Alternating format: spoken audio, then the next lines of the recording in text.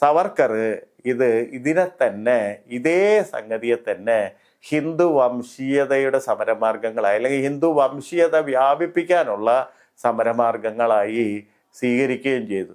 എന്ന് പറഞ്ഞാൽ ഹിന്ദുത്വത്തെ ഒരു സങ്കീർണമായ ഒരു സംഗതിയാക്കി യാഥാസ്ഥിതിക ബ്രാഹ്മണ്യത്തെ പോലെ പെട്ടെന്ന് എതിർക്കാൻ പറ്റാത്ത ഒന്നായി, മറിച്ച് ബ്രാഹ്മണിസത്തെ പേറുന്ന ചാവേറുകളായി പിന്നോക്ക വിഭാഗത്തെയും ദളിതരെയും ഒക്കെ മാറ്റുന്ന തരത്തിലുള്ള ഒരു പ്രക്രിയയ്ക്ക്, വലിയ പ്രക്രിയയ്ക്ക്, ഹിന്ദുത്വ രാഷ്ട്രീയ പ്രക്രിയയ്ക്ക് രത്നഗിരിയിൽ ഈ 24 മുതൽ 37 വരെയുള്ള താമസിക്കുന്ന കാലത്ത് സവർക്കർ അടിസ്ഥാനമിടുകയുണ്ടായി.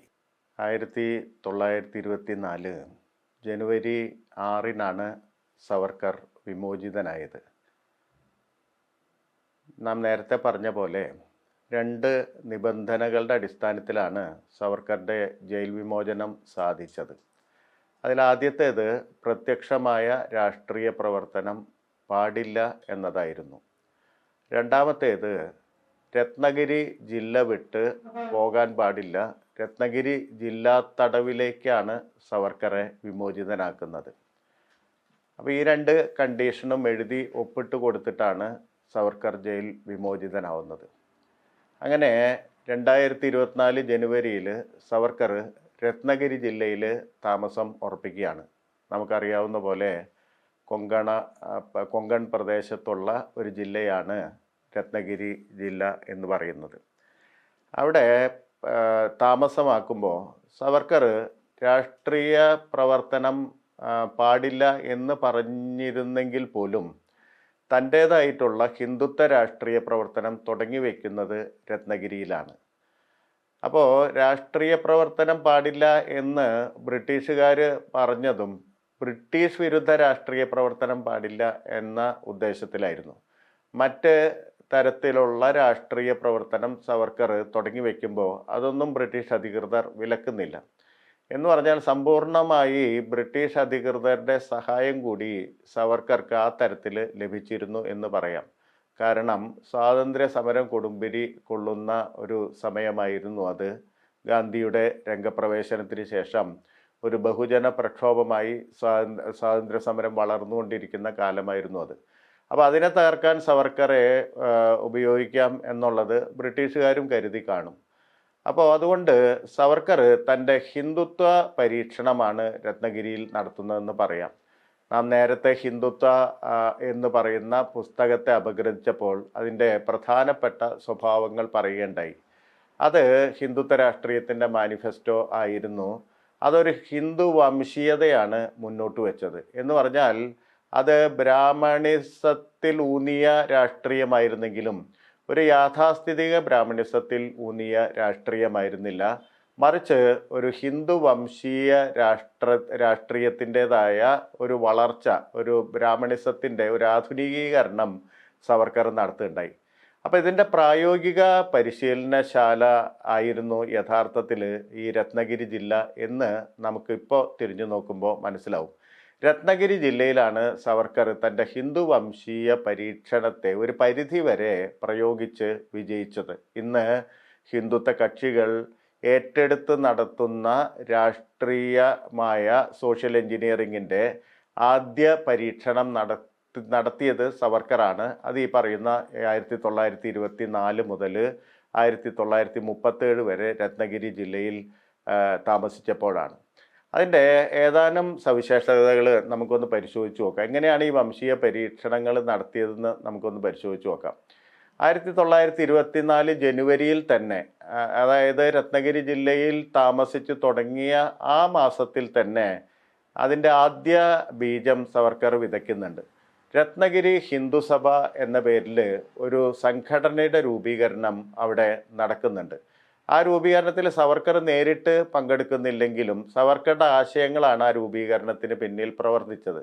എന്ന് പറഞ്ഞാൽ യാഥാസ്ഥിതിക ബ്രാഹ്മണിസത്തിൽ നിന്ന് വിഭിന്നമായി ഹിന്ദു വംശീയതയെ അടിസ്ഥാനപ്പെടുത്തിയുള്ള ഹിന്ദുത്വ രാഷ്ട്രീയ പ്രയോഗം നടപ്പിലാക്കാനാണ് ഈ രത്നഗിരി ഹിന്ദുസഭ സവർക്കറുടെ പരോക്ഷ പിന്തുണയോടെ സ്ഥാപിക്കുന്നത്.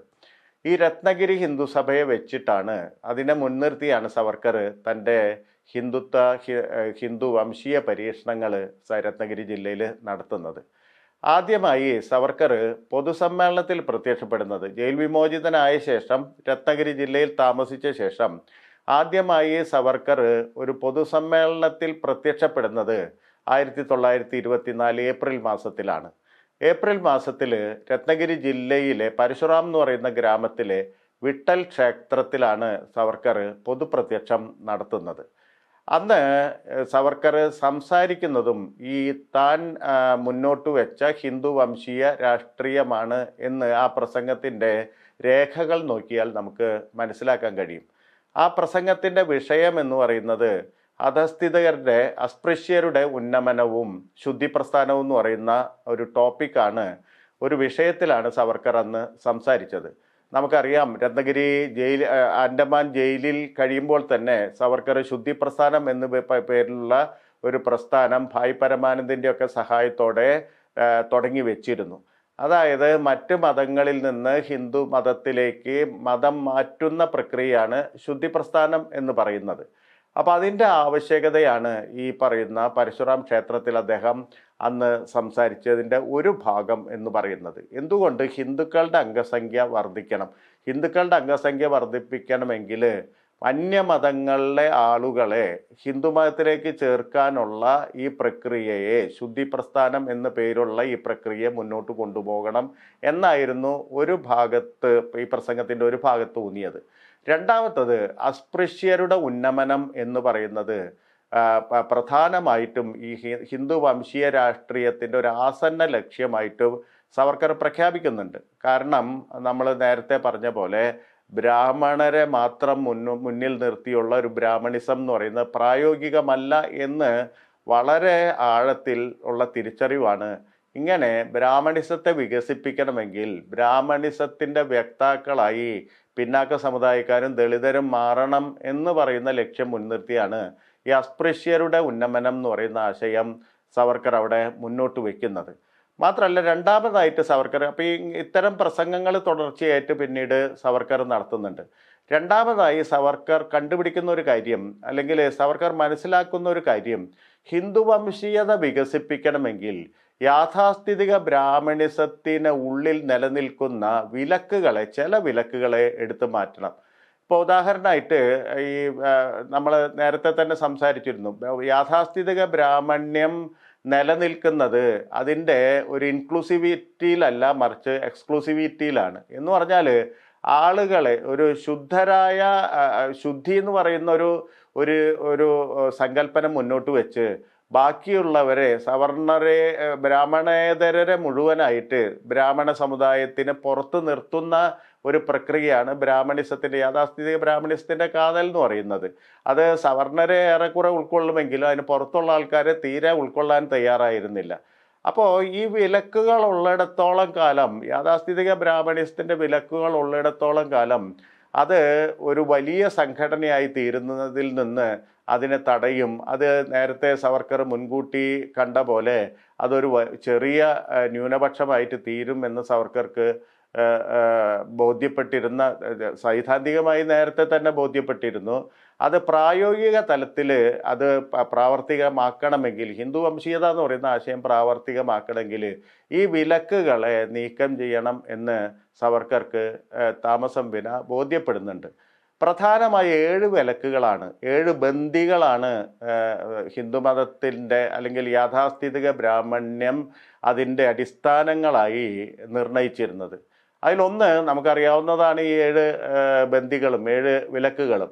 അതിൽ ആദ്യത്തേത് വേദോക്ത ബന്ദി എന്ന് പറയുന്ന, വേദം ഉച്ചരിക്കാനുള്ള അവകാശം ബ്രാഹ്മണന് മാത്രമാണ്, വേദരർക്ക് വേദം ഉച്ചരിക്കാനുള്ള അവകാശമില്ല എന്നൊരു വിലക്കാണ് ആദ്യത്തെ വിലക്ക് എന്ന് പറയുന്നത്, വേദോക്ത ബന്ദി എന്ന് പറയുന്നത്.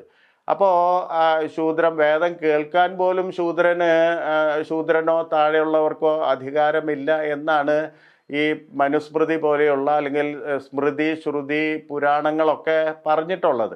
ശംഭുകൻ്റെ കഥയൊക്കെ നമുക്കറിയാവുന്ന ഉദാഹരണങ്ങളാണ്. രാമായണത്തിൽ പറയുന്ന ശംഭുകൻ്റെ കഥയൊക്കെ അതിൻ്റെ ഉദാഹരണങ്ങളാണ്. മാത്രമല്ല, ശൂദ്രൻ്റെ വേദം കേട്ട ശൂദ്രൻ്റെ ചെവിയിൽ അങ്ങനെ കേൾക്കാനിടയായാൽ, അത്തരമൊരു ശൂദ്രൻ വേദം കേൾക്കാനിടയായാൽ ആ ശൂദ്രൻ്റെ ചെവിയിൽ ഈയം ഉരുക്കി ഒഴിക്കണം എന്നൊക്കെയായിരുന്നു ബ്രാഹ്മണിസത്തിൻ്റെതായിട്ടുള്ള എഴുതി വെച്ചതും അല്ലാത്തതുമായിട്ടുള്ള നിയമങ്ങൾ എന്ന് പറയുന്നത്. അപ്പോൾ ഈ വേദോക്ത ബന്ധിയെ വലിയ ഒരു വിലക്കായിട്ട് സവർക്കർ കാണുന്നുണ്ട്. ഹിന്ദു വംശീയതയിലേക്ക് നീങ്ങുമ്പോൾ അതൊരു തടസ്സമായിട്ട് നിൽക്കുന്നുണ്ട്. രണ്ടാമത്തത് വ്യവസായ ബന്ധി എന്ന് പറയുന്ന അടുത്ത വിലക്കാണ്.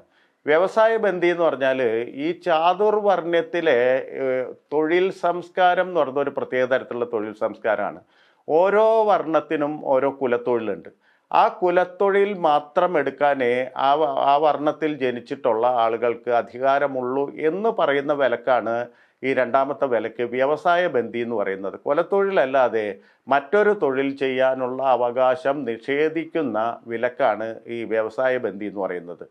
മൂന്നാമത്തത് ശുദ്ധിബന്ധി എന്ന് പറയുന്ന ഒരു വിലക്കാണ്. ശുദ്ധിബന്ധി എന്ന് പറഞ്ഞാൽ നമ്മൾ നേരത്തെ ചർച്ച ചെയ്ത പോലെ ഹിന്ദു മതത്തിനുള്ളിലേക്ക് ആർക്കും മതം മാറാൻ സാധ്യമല്ല എന്നൊരു വിലക്കായിരുന്നു യാഥാസ്ഥിതിക ബ്രാഹ്മണ്യത്തിൽ നിലവിൽ ഇരുന്നിരുന്നത്. എന്ന് പറഞ്ഞാൽ ഹിന്ദുക്കൾ ദൈവത്തിൽ നിന്ന്, പ്രത്യേകിച്ച് ബ്രാഹ്മണർ ദൈവത്തിൻ്റെ മുഖത്തു നിന്ന് ജനിച്ചവരാണ്. അപ്പോൾ വേറൊരാൾക്ക് ബ്രാഹ്മണ്യം ആർജിക്കുക എന്ന് പറയുന്നത് സാധ്യമല്ല. അപ്പം അതുകൊണ്ട് തന്നെ ഹിന്ദു മതത്തിൻ്റെ ഉള്ളിലേക്ക് പുറത്തുള്ള അന്യമതസ്ഥർക്ക് മതം മാറാനുള്ള അനുവാദം ഒരിക്കലും ഈ യാഥാസ്ഥിതിക ഹിന്ദു ബ്രാഹ്മണ്യത്തിൻ്റെ ദൃഷ്ടിയിൽ ലഭിച്ചിരുന്നില്ല. അതാണ് ഈ ശുദ്ധിബന്ധി എന്ന് പറയുന്നത്. നാലാമത്തത് റൊട്ടിബന്ധി എന്ന് പറയുന്ന ഒരു വിലക്കാണ്. റൊട്ടിബന്ധി എന്ന് പറഞ്ഞാൽ നമുക്ക് ആ പേര് കൊണ്ട് തന്നെ മനസ്സിലാക്കുന്ന പോലെ അത് ഒന്നിച്ചിരുന്ന് ഭക്ഷണം കഴിക്കാൻ സാധിച്ചിരുന്നില്ല. ഒരു പൊതു സദ്യ എന്ന് പറയുന്നത്, ഒരു പൊതുഭോജനം എന്ന് പറയുന്നത് ബ്രാഹ്മണിസം യാഥാസ്ഥിതിക ബ്രാഹ്മണിസം അനുവദിച്ചിരുന്നില്ല. എന്ന് പറഞ്ഞാൽ വ്യത്യസ്ത ജാതിക്കാർ വ്യത്യസ്ത പന്തികളിൽ ഇരുന്ന് മാത്രമേ കഴിക്കാൻ പറ്റുള്ളൂ എന്ന് പറയുന്ന, വ്യത്യസ്ത ജാതികളിൽ പെട്ടവർക്ക് ഒന്നിച്ചിരുന്ന് ഭക്ഷണം കഴിക്കാൻ സാധ്യമല്ല എന്ന് പറയുന്ന വിലക്കാണ് ഈ റൊട്ടിബന്ധി എന്ന് പറയുന്ന ഈ വിലക്ക്. ഇനിയൊരു വിലക്കുണ്ടായിരുന്നത് സ്പർശബന്ധി എന്ന് പറയുന്ന വിലക്കാണ്. സ്പർശബന്ധി എന്ന് പറഞ്ഞാൽ കേരളത്തിലൊക്കെ നമുക്ക് വളരെ വ്യക്തമായിട്ട് കേരള ചരിത്രമൊക്കെ പരിശോധിച്ചാൽ അറിയാവുന്നതാണ്. ബ്രാഹ്മണന് നേരിട്ട് സ്പർശിക്കാൻ മറ്റ് ജാതിക്കാർക്ക് അവകാശമില്ല. അവർ ഇത്ര അടി അകലെ നിൽക്കണം, അവരുടെ ജാതി അനുസരിച്ച് ഇത്ര അടി അകലെ നിൽക്കണം എന്ന മട്ടിലുള്ള തൊടാൻ അല്ലെങ്കിൽ സ്പർശിക്കാനുള്ള അവകാശമില്ലായ്മ അല്ലെങ്കിൽ അസ്പൃശ്യത എന്ന് പറയുന്ന ആശയമാണ് ഈ പറയുന്ന ഈ അടുത്ത വിലക്കായ സ്പർശബന്ധി എന്ന് പറയുന്ന വിലക്കുകൊണ്ട് ഉദ്ദേശിക്കുന്നത്. അതുപോലെ തന്നെ മറ്റൊരു വിലക്കാണ് ബേട്ടിബന്ധി എന്ന് പറയുന്ന ഒരു വിലക്ക്. എന്ന് പറഞ്ഞാൽ മിശ്രവിവാഹം അനുവദനീയമല്ല. ഒരു ജാതിയിൽപ്പെട്ട ഒരാൾക്ക് അതേ ജാതിയിൽ നിന്ന് തന്നെ മാത്രമേ വിവാഹം കഴിക്കാൻ അനുവാദമുള്ളൂ. മറ്റൊരു ജാതിയിൽ നിന്ന് വിവാഹം കഴിക്കുന്നത് അത് നിയമത്തിൻ്റെ, അന്ന് ഈ യാഥാസ്ഥിതിക ബ്രാഹ്മണ്യ നിയമത്തിൻ്റെ നിഷേധമാണ് എന്നതായിരുന്നു അടുത്ത വിലക്ക്. അടുത്ത ഒരു ഏഴാമത്തെ വിലക്ക് എന്ന് പറയുന്നത് സമുദ്രബന്ധി എന്ന് പറയുന്ന വിലക്കാണ്. എന്ന് പറഞ്ഞാൽ അത് ഒരു പ്രദേശത്ത് ജാതികൾ കൂടി നിൽക്കണം എന്ന് പറയുന്ന ഒരു ആശയമാണ്. എന്ന് പറഞ്ഞാൽ സംഘബലം ബ്രാഹ്മണൻ ഉണ്ടാവണം എന്ന് പറയുന്ന ഒരു ആശയമാണ് അതിന് പിന്നിൽ പ്രവർത്തിച്ചത്. അതനുസരിച്ച് ഏതെങ്കിലും ബ്രാഹ്മണൻ അത് ലംഘിച്ച് സമുദ്രം കടന്നാൽ വേറൊരു കരയിലേക്ക് പോയാൽ ബ്രാഹ്മണ്യത്തിൻ്റെ അവകാശം അദ്ദേഹത്തിന് നഷ്ടപ്പെടും എന്ന് പറയുന്ന തരത്തിലുള്ള വിലക്കായിരുന്നു ഈ പറയുന്ന സമുദ്രബന്ധി എന്ന് പറയുന്ന.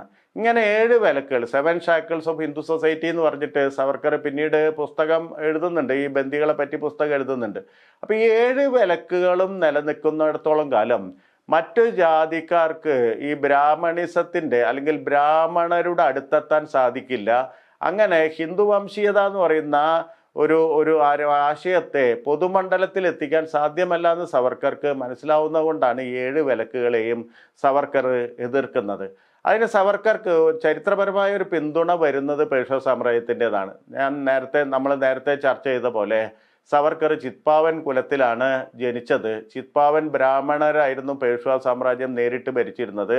അങ്ങനെ ബ്രാഹ്മണർ രാജ്യഭാരം കൈയാളിയപ്പോൾ തന്നെ, അതായത് 18-ാം നൂറ്റാണ്ട് മുതൽ തന്നെ ഈ പറയുന്ന ബന്ദികളിൽ പലതരത്തിലുള്ള വിലക്കുകൾ അവർ മാറ്റുന്നുണ്ട്. രാജ്യഭരണത്തിൽ ഏർപ്പെട്ടപ്പോൾ രാജ്യഭരണം സുഗമമാക്കുന്നതിന് വേണ്ടിയിട്ട് ഈ പഴയകാല വിലക്കുകളിൽ തന്നെ അള്ളിപ്പടിച്ച് നിന്ന് കഴിഞ്ഞാൽ അത് സാധ്യമാവില്ല എന്ന് ബോധ്യപ്പെട്ടതുകൊണ്ട് പേഷ്വാ സാമ്രാജ്യത്തിൻ്റെ കാലത്ത് തന്നെ ഈ വിലക്കുകൾക്ക് ചിലതരം ഈ വിലക്കുകളിൽ വെള്ളം ചേർക്കലുകളും ലളിതവൽക്കരിക്കലൊക്കെ നടത്തുന്നുണ്ട്. ഉദാഹരണമായിട്ട് ഈ പേഷ്വാ സാമ്രാജ്യത്തിനെതിരെ ഉയർന്നു വന്ന ആ സാമ്രാജ്യത്തിനുള്ളിൽ നിന്ന് തന്നെ ഉയർന്നു വന്ന ഒരു വലിയ കലാപം എന്ന് പറയുന്നത് കോളികളുടെ കലാപം ആയിരുന്നു. കോളികൾ എന്ന് പറയുന്ന ജാതിക്കാർ അവർ മത്സ്യബന്ധനത്തിൽ ഏർപ്പെട്ടിരുന്നവരാണ്.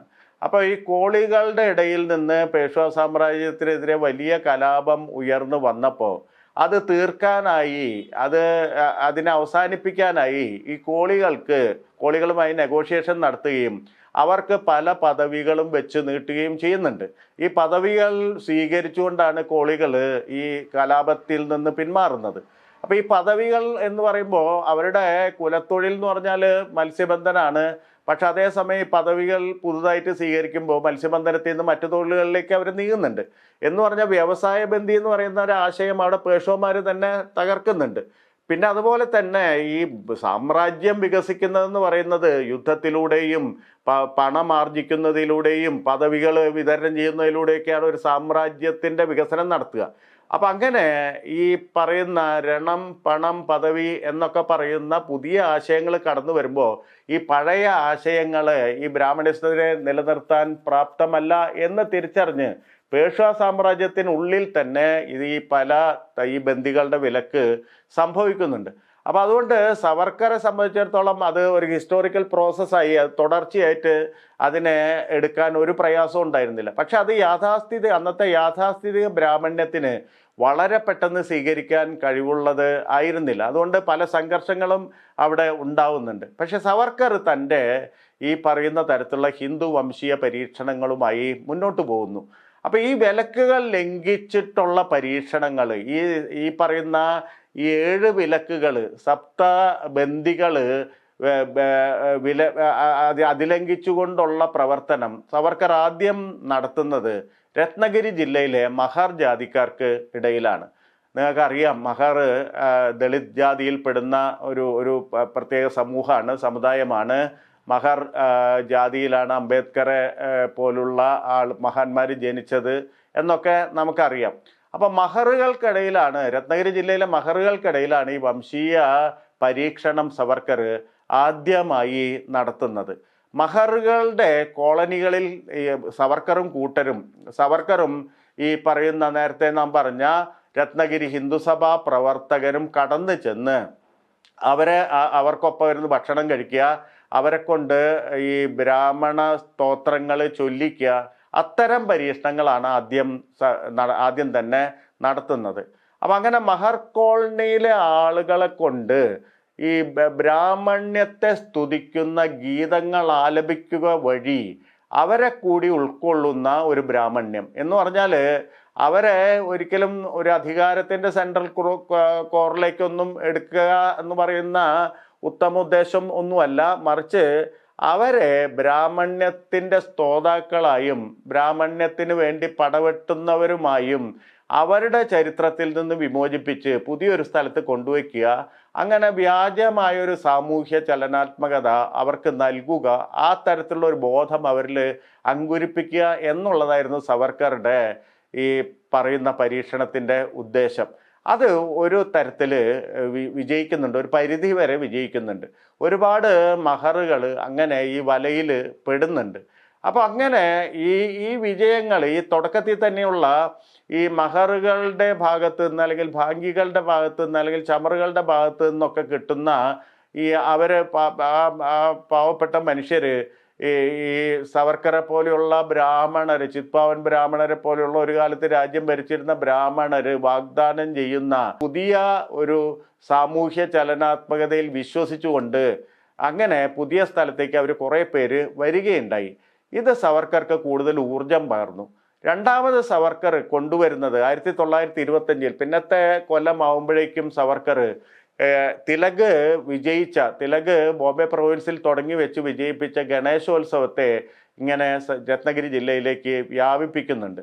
അങ്ങനെ ഗണേശ വിഗ്രഹങ്ങൾ ഉണ്ടാക്കുക, കുറേ ദിവസം അതിനെ പൂജിക്കുക, അവസാനം അത് ജലാശയങ്ങളിൽ നിമജ്ജനം ചെയ്യുക എന്നുള്ളതാണ് ഗണേശോത്സവത്തിൻ്റെ ഒരു ഒരു ലളിതമായി പറഞ്ഞാൽ അതിൻ്റെ ഒരു പ്രക്രിയ എന്ന് പറയുന്നത്.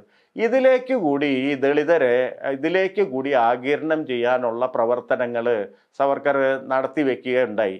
അങ്ങനെ അവരെ അതിലേക്ക് കൊണ്ടുവരുന്നതിനായി ഒരു പ്രത്യേക ഗണേശ പ്രതിമ തന്നെ 25-ൽ അദ്ദേഹം ഉണ്ടാക്കുന്നുണ്ട്. ഒരു പ്രത്യേക പന്തൽ തന്നെ, ഒരു ദളിത് ഗണപതി എന്ന് പറയുന്ന തരത്തിൽ ദളിതർക്ക് വേണ്ടിയുള്ള ഒരു ഗണേശ വിഗ്രഹം അദ്ദേഹത്തിൻ്റെ മുൻകൈയിൽ സ്ഥാപിക്കുന്നുണ്ട്. അതിനെ പൂജിക്കാനായി ശിവു എന്ന് പറയുന്ന ഒരു ഭാഗ്യ സമുദായത്തിൽപ്പെട്ട ദളിത് സമുദായത്തിൽപ്പെട്ടിട്ടുള്ള ഒരാളെയാണ് തിരഞ്ഞെടുക്കുന്നത്.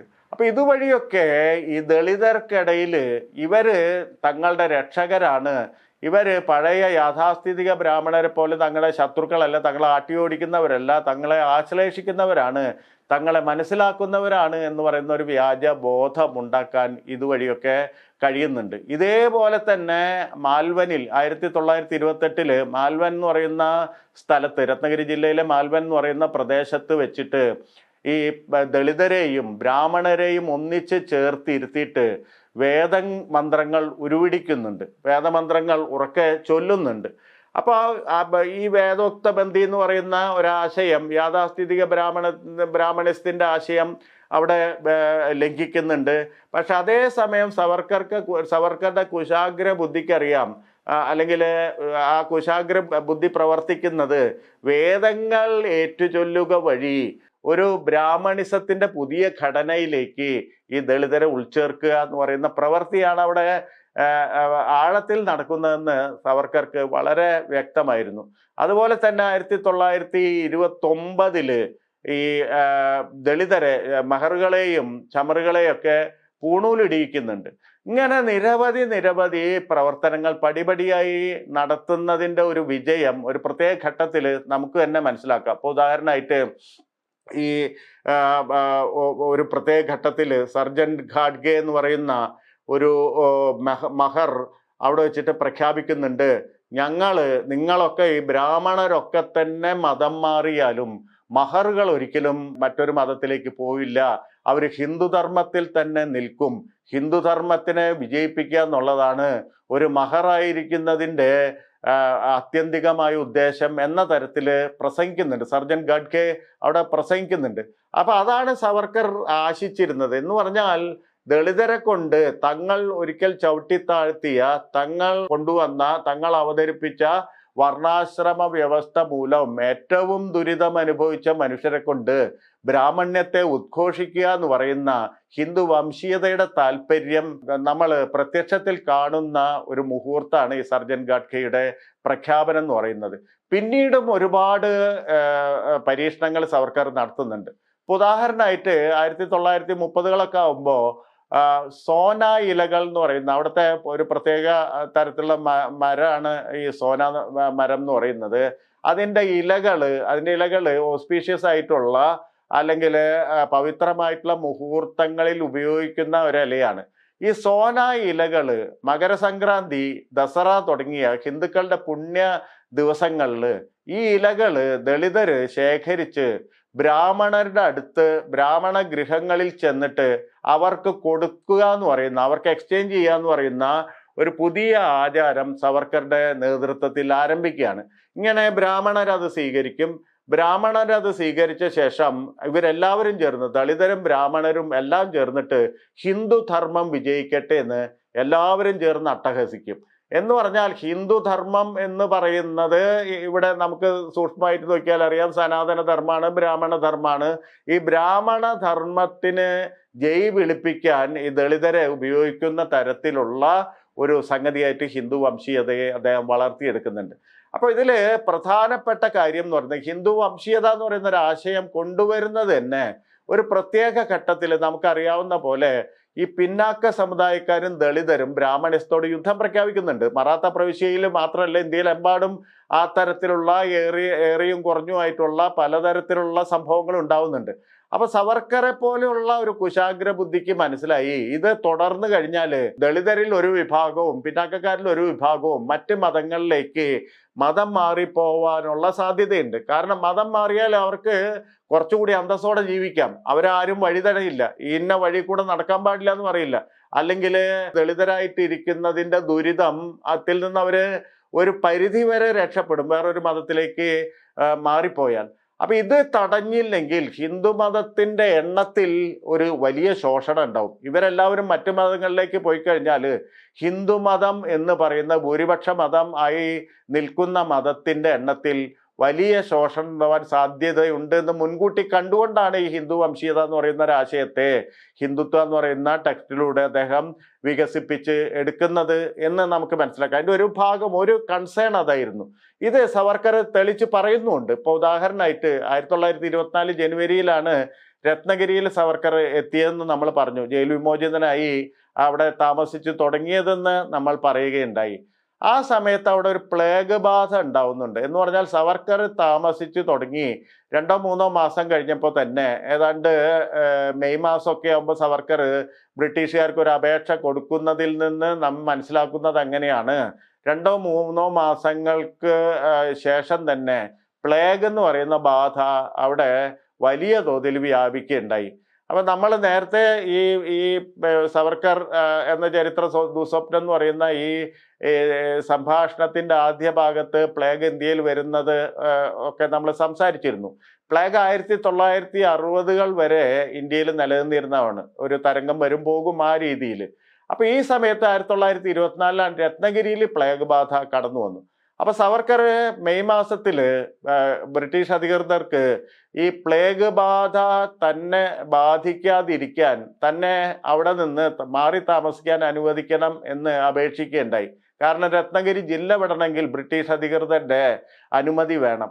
അവര് പിന്നത്തെ മാസം ജൂൺ മാസത്തിൽ അനുമതി കൊടുക്കുന്നുണ്ട്. തൽക്കാലം 3 മാസത്തേക്ക് രത്നഗിരി ജില്ലയിൽ നിന്ന് മാറി നിൽക്കാൻ അദ്ദേഹത്തിന് അനുമതി കൊടുക്കുന്നുണ്ട്. അങ്ങനെ 1924 ജൂൺ മാസത്തിൽ അദ്ദേഹം നാസിക്കിലേക്ക് പോകുന്നുണ്ട്. അദ്ദേഹത്തിന്റെ ബാല്യകാലം കഴിഞ്ഞിരുന്ന ജില്ലയായിരുന്ന ബന്ധുക്കളൊക്കെ ഉള്ള നാസിക്കിലേക്ക് അദ്ദേഹം മാറി താമസിക്കുന്നുണ്ട്. 3 മാസം ആ ഭാഗത്താണ്, നാസിക്കും പരിസര പ്രദേശങ്ങളിലുമാണ് താമസിക്കുന്നത്. അപ്പോ ആ കാലത്ത് ഇങ്ങനെ രത്നഗിരി ജില്ല വിട്ടു നിന്ന് നാസിക്കിൽ താമസിക്കുന്ന കാലത്ത് 1924 ജൂലൈയിൽ അദ്ദേഹം ഇയോള എന്ന് പറയുന്ന സ്ഥലത്ത് വെച്ച് ഒരു പ്രസംഗം നടത്തുന്നുണ്ട്. ആ പ്രസംഗം ശ്രദ്ധിച്ചു കഴിഞ്ഞാൽ, ആ പ്രഭാഷണം ശ്രദ്ധിച്ചു കഴിഞ്ഞാൽ സവർക്കറുടെ ഈ കൺസേൺ, സവർക്കറുടെ ഉത്കണ്ഠ മനസ്സിലാക്കാൻ സാധിക്കും. അതിൽ സവർക്കർ പറയുന്നത്, ആ പ്രസംഗത്തിൽ പറയുന്നത്, ഹിന്ദുക്കളുടെ എണ്ണം എന്ന് പറയുന്നത് 1-ാം ലോക യുദ്ധത്തിന് മുന്നേ 60 കോടിയായിരുന്നു. അതിപ്പോൾ 22 കോടിയായി ചുരുങ്ങിയിരിക്കുന്നു. ഈ കണക്കൊക്കെ തെറ്റാണ്, പെരുപ്പിച്ച കണക്കാണ് 60 കോടി എന്നൊക്കെ പറയുന്നത്. അത് ഈ കേൾവിക്കാരിൽ തൻ്റെ ആശയത്തെ എത്തിക്കാനുള്ള ഒരു തന്ത്രമായിട്ടാണ് സവർക്കർ അത് ഉപയോഗിക്കുന്നത്. അപ്പൊ സവർക്കർ ഒരു ഭീതി ഉണ്ടാക്കാണ്. ഇത് കേൾക്കുന്ന ബ്രാഹ്മണരാണ് ഇത് അധികവും കേൾവിക്കാർ എന്ന് പറയുന്നത്, സവർക്കറുടെ കേൾവിക്കാർ എന്ന് പറയുന്നത്, അവരിലൊരു ഭീതി ഉണ്ടാക്കാണ്. സവർക്കർ പറയാണ് 60 കോടി ഉണ്ടായിരുന്ന ഹിന്ദുക്കളുടെ എണ്ണം ഇപ്പോൾ 22 കോടിയായിട്ട് കുറഞ്ഞു. ഈ 22 കോടിയിൽ തന്നെ 7 കോടി എന്ന് പറയുന്നത് അത് അസ്പൃശ്യരാണ്, എന്ന് പറഞ്ഞാൽ ദളിതരാണ്, അന്നത്തെ ഭാഷയിൽ അസ്പൃശ്യരാണ്. ഈ 7 കോടിയും കൂടി പോയി കഴിഞ്ഞാൽ അത് വളരെ ചുരുങ്ങിയ സംഖ്യയായിട്ട് തീരും. അപ്പൊ ഈ 7 കോടിയെ പിടിച്ചു നിർത്തേണ്ടത് യഥാർത്ഥത്തിൽ ബ്രാഹ്മണരുടെ ആവശ്യമാണ്. തങ്ങളുടെ ഈ മെജോറിറ്റി എന്ന് പറയുന്ന ഒരുപക്ഷെ പുതിയ കാലത്ത് ഏറ്റവും കൂടുതൽ അധികാരത്തിന് ആവശ്യമായിട്ട് വരുന്ന ഈ ഭൂരിപക്ഷം എന്ന് പറയുന്ന സംഗതി തങ്ങളിൽ നിന്ന് നഷ്ടപ്പെട്ടാൽ പിന്നെ അവിടെ ഒരു വിലപേശലിന് സാധ്യതയില്ല എന്ന് മനസ്സിലാക്കണം എന്നാണ് അവരോട് പറയുന്നത്. അപ്പൊ 7 കോടിയെ പിടിച്ചു നിർത്തണം. ഈ 7 കോടിക്കുള്ളിൽ വലിയ അസ്വസ്ഥത പടർന്നുകൊണ്ടിരിക്കുകയാണ്. നമുക്കറിയാം ആ കാലത്ത് ഒരുപാട് തരത്തിലുള്ള പിന്നാക്ക ദളിത് മുന്നേറ്റങ്ങൾ ഉണ്ടാവുന്നുണ്ട്. അവ യാഥാസ്ഥിതിക മനുവാദി ബ്രാഹ്മണിസത്തെ ചോദ്യം ചെയ്യുന്നുണ്ട്. ഇതിങ്ങനെ തുടർന്നാൽ, ഈ 7 കോടി മനുഷ്യരുടെ അസ്വസ്ഥത ഇങ്ങനെ തുടർന്നാൽ അവർ ഹിന്ദു ഫോൾഡിനുള്ളിൽ നിന്ന്, ഹിന്ദു എന്ന കുടക്കീഴിനുള്ളിൽ നിന്ന് അവർ മറ്റു മതങ്ങളിലേക്ക് മതം മാറിപ്പോയാൽ ഈ കുടയുടെ വലിപ്പം എന്ന് പറയുന്നത് വളരെ ചെറുതാവുന്ന സവർക്കർ ഓർമ്മിപ്പിക്കുന്നുണ്ട്. അപ്പോൾ ഈ എന്തുകൊണ്ടാണ് ഈ ഹിന്ദു വംശീയത എന്ന് പറയുന്നത് ആശയം പരത്താൻ സവർക്കർ ഉപയോഗിച്ചത്, അല്ലെങ്കിൽ നവബ്രാഹ്മണിസത്തിന്റെ ഒരു അടിസ്ഥാന സങ്കേതമായി ഹിന്ദു വംശീയത മാറിയത് എങ്ങനെയാണെന്ന് ഈ പ്രസംഗത്തിൽ നിന്ന്, അതിൻ്റെ സൂക്ഷ്മമായ അപഗ്രഥനത്തിൽ നിന്ന് നമുക്ക് പിടികിട്ടും. പിന്നീടും ഈ പറയുന്ന ഈ രത്നഗിരി ജില്ലയിൽ നടത്തിയ പല പ്രസംഗങ്ങളിലും സവർക്കർ ഊന്നി പറയുന്നുണ്ട്, യാഥാസ്ഥിതിക ബ്രാഹ്മണരോട് ഊന്നി പറയുന്നുണ്ട്. കാരണം സവർക്കർ ഈ പരീക്ഷണങ്ങൾ നടത്തുന്നത്, പ്രത്യേകിച്ച് പന്തിഭോജനം പോലെയുള്ള പരീക്ഷണങ്ങൾ നടക്കുന്നത് യാഥാസ്ഥിതിക ബ്രാഹ്മണർക്ക് ഉൾക്കൊള്ളാൻ പ്രയാസമായിരുന്നു. അവർക്ക് അവരുടെ യാഥാസ്ഥിതിക ബ്രാഹ്മണരെ സംബന്ധിച്ചിടത്തോളം അത് വലിയ ഒരു തരത്തിലും ഉൾക്കൊള്ളാൻ പറ്റാത്ത ഒരു തരം വിപ്ലവാത്മക പ്രവർത്തനമായിട്ടാണ് അവർ അതിനെ വീക്ഷിച്ചത്. പക്ഷെ സവർക്കറുടെ ലക്ഷ്യം എന്ന് പറയുന്നത് ഈ മനുഷ്യരെ കൂടി സംരക്ഷിക്കുക എന്നുള്ളതാണ്. ഈ യാഥാസ്ഥിതിക ബ്രാഹ്മണ്യത്തെ പുതിയ സ്ഥലത്തേക്ക് കരയറ്റണമെങ്കിൽ യാഥാസ്ഥിതിക ബ്രാഹ്മണ്യത്തിൻ്റെതായിട്ടുള്ള പഴയ വാശികളൊക്കെ ഉപേക്ഷിക്കണം, അതിനെ പുതിയ രീതിയിൽ വിന്യസിപ്പിക്കണം എന്ന കാര്യമാണ് സവർക്കറുടെ പ്രവർത്തനത്തിലുള്ളതെന്ന് ഇവരെ മനസ്സിലാക്കിപ്പിക്കാൻ വേണ്ടി ഒരുപാട് പ്രസംഗം ഇവരോട് നടത്തുന്നുണ്ട്. അപ്പൊ അതിലൊരു പ്രസംഗത്തിൽ പറയുന്നുണ്ട്, ദളിതർക്ക് സ്കൂൾ പ്രവേശനം അനുവദിച്ചു, വിദ്യാലയ പ്രവേശനം അനുവദിച്ചു. ഇനി നിങ്ങൾ ഈ വേദോക്ത ബന്ധിയൊക്കെ പറഞ്ഞിരുന്നാൽ, എന്ന് പറഞ്ഞാൽ ജ്ഞാനം ദളിതന്റെ ചെവിയിൽ എത്തരുത് എന്ന വാശി പിടിച്ചാൽ എന്താ സംഭവിക്കുക? നിങ്ങൾ ഈ വിദ്യാലയങ്ങളുടെ വാതിലിൽ ചെന്നിരുന്ന് ദളിതരെ പ്രവേശിപ്പിക്കില്ല എന്ന് പറഞ്ഞാൽ എന്താ മറുപടി കിട്ടുക? മറുപടി കിട്ടുക ബ്രിട്ടീഷുകാരുടെ തോക്കിന്ന് വരുന്ന ഉണ്ടയാണ്. എന്ന് പറഞ്ഞാൽ നിങ്ങളുടെ മാറു പിളർക്കുന്ന ഈ ഭരണകൂടത്തിന്റെ ഒരു പ്രവൃത്തിയാണ് നിങ്ങൾക്ക് തിരിച്ചു കിട്ടുക എന്ന് പറയുന്നുണ്ട്. അത് ഓർക്കണം എന്ന് പറയുന്നുണ്ട്. മാത്രമല്ല സവർക്കർ പറയുന്നത്, സവർക്കർ എന്നത്തെയും പോലെ ഈ ഹിന്ദു വംശീയതയ്ക്ക് അടിസ്ഥാനമിടാൻ വേണ്ടി ഈ 7 വിലക്കുകളെ മാറ്റുന്ന പോലെ തന്നെ മറ്റൊരു പ്രവൃത്തി ചെയ്യുന്നത് മുസ്ലിമിനെ ശത്രുവായിട്ട് അവതരിപ്പിക്കുക എന്നുള്ളതാണ്. ഒരു ശത്രുവിനെതിരെ സംഘടിപ്പിക്കുക എന്നുള്ള രീതിയിൽ മുഴുവൻ ഹിന്ദുക്കളെയും ഹിന്ദു ഫോൾഡിനുള്ളിലേക്ക്, അല്ലെങ്കിൽ ബ്രാഹ്മണിസത്തിന്റെ ഫോൾഡിനുള്ളിലേക്ക് കൊണ്ടുവരിക എന്നതായിരുന്നു മറ്റൊരു സവർക്കറുടെ പ്രവർത്തനത്തിന്റെ മറ്റൊരു ഭാഗം എന്ന് പറയുന്നത്, മറ്റൊരു പ്രധാനപ്പെട്ട ഭാഗം എന്ന് പറയുന്നത്. അതുകൊണ്ട് ഈ പ്രസംഗത്തിൽ തന്നെ സവർക്കർ ഇവരോട് ചോദിക്കുന്നുണ്ട്, യാഥാസ്ഥിതിക ബ്രാഹ്മണരോട് ചോദിക്കുന്നുണ്ട്, നിങ്ങൾ ഇപ്പം ഈ വിലക്കി നിർത്തിയിരിക്കുന്ന ദളിതര് ഈ മെഹറുകളും ഭാങ്കികളും ചമറുകളൊക്കെ പോയി നാളെ മുസ്ലിമായി തീർന്നാൽ നിങ്ങൾ അവരോട് ഇപ്പോൾ പറയുന്ന വിലക്ക് നിങ്ങൾക്ക് കൊണ്ടുപോകാൻ സാധിക്കുമോ എന്ന് ചോദിക്കുന്നുണ്ട്. എന്ന് പറഞ്ഞാൽ ഇവരെ നമ്മുടെ ഒരു ഫോൾഡിൻ്റെ ഉള്ളിൽ നിർത്തിയാൽ മാത്രമേ, ദളിതരെ മുഴുവൻ ബ്രാഹ്മണിസത്തിന്റെ ഫോൾഡിൻ്റെ ഉള്ളിൽ നിർത്തിയാൽ മാത്രമേ അവര് ഈ ബ്രാഹ്മണിസത്തെ ഏതെങ്കിലും തരത്തിൽ അനുസരിക്കുകയുള്ളൂ എന്നത് ഈ യാഥാസ്ഥിതിക ബ്രാഹ്മണ്യത്തോട് പറയാൻ നിരന്തരം ശ്രമിച്ചുകൊണ്ടിരിക്കുന്നുണ്ട്. അപ്പൊ ഇങ്ങനെ പല പ്രവർത്തനങ്ങൾ നടത്തുന്നു. സോന ഇലകൾ കൊടുക്കുന്ന പോലെ, പന്തിഭോജനം പോലെ, വേദോക്തി മന്ത്രങ്ങൾ ഒന്നിച്ച് എല്ലാവരും ചൊല്ലുന്ന പോലെയുള്ള പ്രവർത്തനങ്ങൾ നിരന്തരമായി നടത്തിക്കൊണ്ടിരിക്കുന്നു. അതിൻ്റെ അവസാനമാണ് 1931 സവർക്കർ കൊങ്കൺ ഭാഗത്തെ ഒരു വലിയ ധനികനായിരുന്ന ബാലാജി ബാഗോജി കീർ എന്ന് പറയുന്ന ഒരാളെ കൊണ്ട്, ഒരു ബ്രാഹ്മണനെ കൊണ്ട് പതീത് പാവൻ മന്ദിർ എന്ന് പറയുന്ന ഒരു ക്ഷേത്രം അവിടെ കൊങ്കൺ പ്രവിശ്യയിൽ ഉണ്ടാക്കുന്നുണ്ട്. ഈ ക്ഷേത്രം എല്ലാവർക്കും വേണ്ടിയുള്ള ക്ഷേത്രമാണ്. എന്ന് പറഞ്ഞാൽ ബ്രാഹ്മണ ക്ഷേത്രങ്ങളിൽ അല്ലെങ്കിൽ യാഥാസ്ഥിതിക ക്ഷേത്രങ്ങളിൽ പ്രവേശിക്കാൻ പിന്നാക്കക്കാർക്കും ദളിതർക്കും കഴിയാതെ ഇരുന്നപ്പോൾ ഈ ക്ഷേത്രത്തിൽ എല്ലാവർക്കും പ്രവേശനം കൊടുക്കുന്നുണ്ട്. നമ്മൾ കഴിഞ്ഞ എപ്പിസോഡുകളിൽ പറഞ്ഞ പോലെ മഹാഡ് സത്യാഗ്രഹം പോലെ അംബേദ്കറുടെ നേതൃത്വത്തിലൊക്കെ ദളിതര് വലിയ തരത്തിലുള്ള മുന്നേറ്റങ്ങൾ നടത്തുകയും മനുസ്മൃതി കത്തിക്കുന്നത് പോലെയുള്ള പ്രവർത്തനങ്ങളിൽ ഏർപ്പെടുകയും ചെയ്യുന്നതിൻ്റെ പശ്ചാത്തലത്തിൽ കൂടി വേണം ഇതൊക്കെ നോക്കിക്കാണാൻ. എന്ന് പറഞ്ഞാൽ മനുസ്മൃതി നിലനിൽക്കണമെങ്കിൽ ഈ മനുസ്മൃതിയുടെ ആശയങ്ങൾ ഹിന്ദുമതത്തിൻ്റെ ഏറ്റവും അടിത്തട്ടിൽ വരെ വ്യാപിപ്പിക്കുകയും അവരെ കൊണ്ട് തന്നെ ഈ ആശയങ്ങൾ പറയിപ്പിക്കുകയും ചെയ്താൽ മനുസ്മൃതി നിൽക്കും എന്ന് സവർക്കർക്ക് അറിയാമായിരുന്നു. അല്ലാത്ത ഇടത്തോളം കാലം ഈ മനുസ്മൃതി കത്തിക്കുന്നതുമായിട്ട് അല്ലെങ്കിൽ ആ തരത്തിലുള്ള പ്രക്ഷോഭം വഴി ബ്രാഹ്മണിസത്തിന് കാര്യമായ കോട്ടം തട്ടുമെന്നും ബ്രാഹ്മണിസത്തിന് നൂറ്റാണ്ടുകളായി നിലനിർത്തിക്കൊണ്ട് വരുന്ന മേൽക്കോയ്മയ്ക്ക് ഇടിവ് പറ്റുമെന്നും സവർക്കർക്ക് അറിയാമായിരുന്നു. അതുകൊണ്ടാണ് ഈ വംശീയ പരീക്ഷണങ്ങളിലേക്ക് സവർക്കർ നീങ്ങുന്നത്.